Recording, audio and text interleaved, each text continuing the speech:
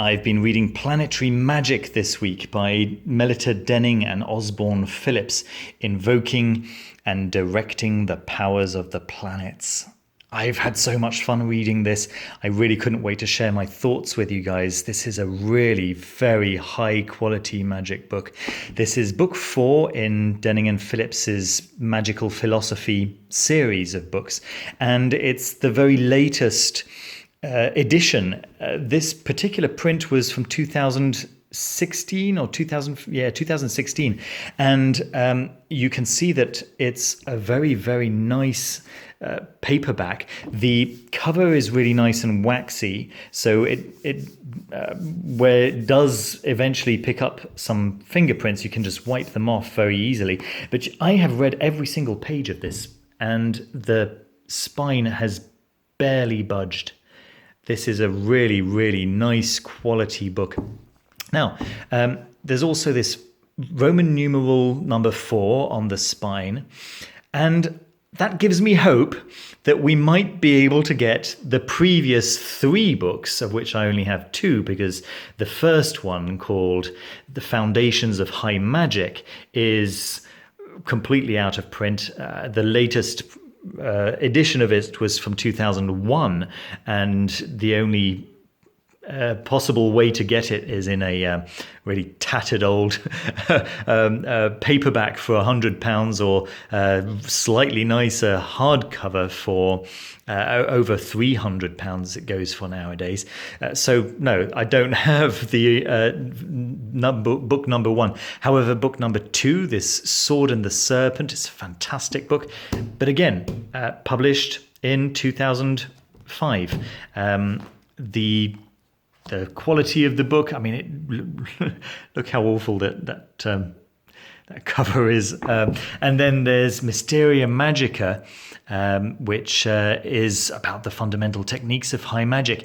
Again, priceless book, but yeah, the cover is like, yeah, meh.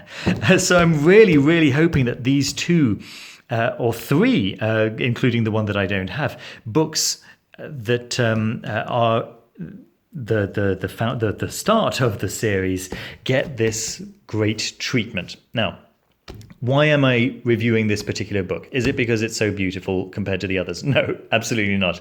It's because they have made this amazing effort, which I wasn't expecting, to make the Planetary Magick usable by anyone, or at least almost anyone. So it doesn't matter whether you are a fan or not of the Aurum Solis, right? So Denning and Phillips in the 70s were to Aurum Solis what Chick and Tabitha Cicero today are to the Golden Dawn. Okay, but they were very aware that not everyone reading Planetary Magick would even be aware of Aurum Solis. And so they've made all of the rituals within this book adaptable to whatever you already practice. Isn't that great? And they actually reference regularly Golden Dawn, Wicca. They don't reference Thelema, but you could absolutely make this work with any Western ceremonial magic tradition. I think it's absolutely fantastic. So a little word, first of all, about my experience of reading the book. There's a fantastic preface by Donald Michael Craig, who wrote Modern Magic, the very, very influential introduction to magic. It's very enjoyable to read. He's a big fan, clearly. And then the introduction, which kind of worried me. It's very, very wordy. And then the first chapter is also incredibly wordy. But there's all of this knowledge being downloaded. And then I realized it's because they're trying to give the reader a synopsis in 10 pages or so of these 2 books put together. So those first couple of chapters really are not representative. So if you've picked up the book and you're thinking to yourself, "Oh my goodness, what have I got myself into?" Don't worry about it. Do read it. Do try to get through it. If you have studied any kind of ceremonial magic theory, then this won't be new to you anyway. But then there are the tables of correspondence. So for each planet, there are pages and pages of correspondences. As you can see, it's very, very complete. Even scales, different types of musical scales, and it's just it's unending for every single planet, right? Then it goes into Jupiter, and then on to the other planets, right? I can't remember in which order they're presented. I think ascending or descending. So Mars, okay, so descending, so Mars, and then Venus, and so on all the way to Luna, and then there are what to do with it. Right, what to do with these correspondences. So the second part of the book, let me see, is that actually the second part of the book? Have I found it? Yes, right here. Your place of working and equipment. So what you need to get ready, and it tells you how to prepare the area where you're going to be working, how to prepare your layman, how to prepare your vestments, your just everything that you could possibly need to use. But it also is very practical in that it tells you what you absolutely need and what you don't necessarily need, and also if a particular way of doing something is fundamentally important, or if it could be replaced with an equivalent from another tradition. So that's really, really nice. And then so once they've told you how to prepare yourself, then there are all the actual rites, all the rituals, all the incantations and the ceremonies and the gestures and what to do and what to say and what for, and so on and so forth.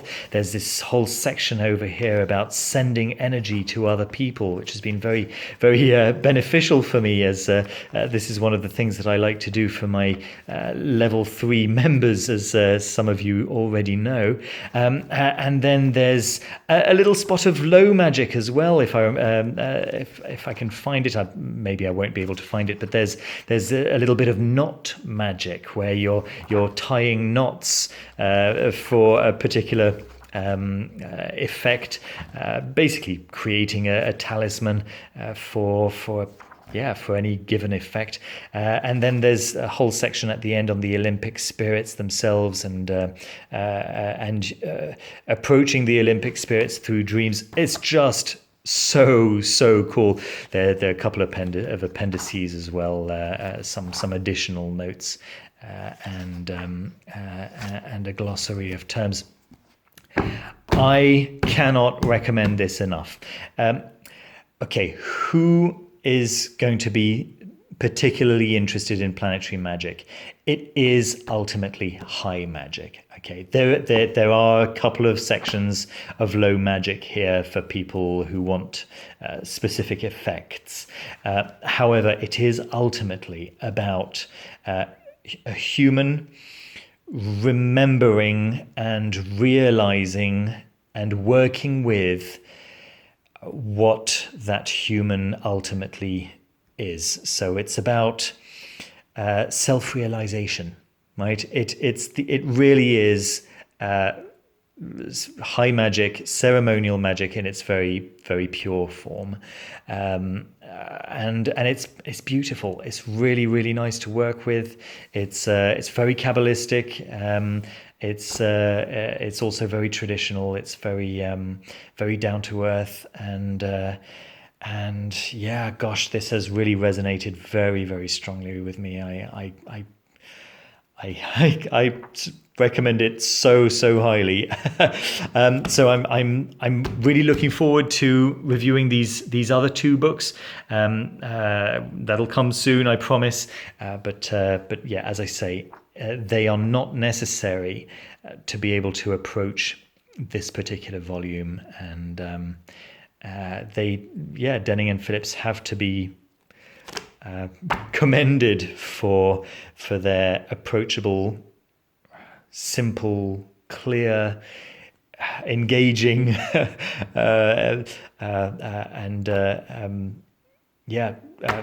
great work. So thank you very much for watching, everyone. I hope you enjoyed the video. I hope you found it useful. Don't forget to leave me a thumbs up and to subscribe down below if you haven't already. And I'll see you very soon with another video. Take care. Bye-bye.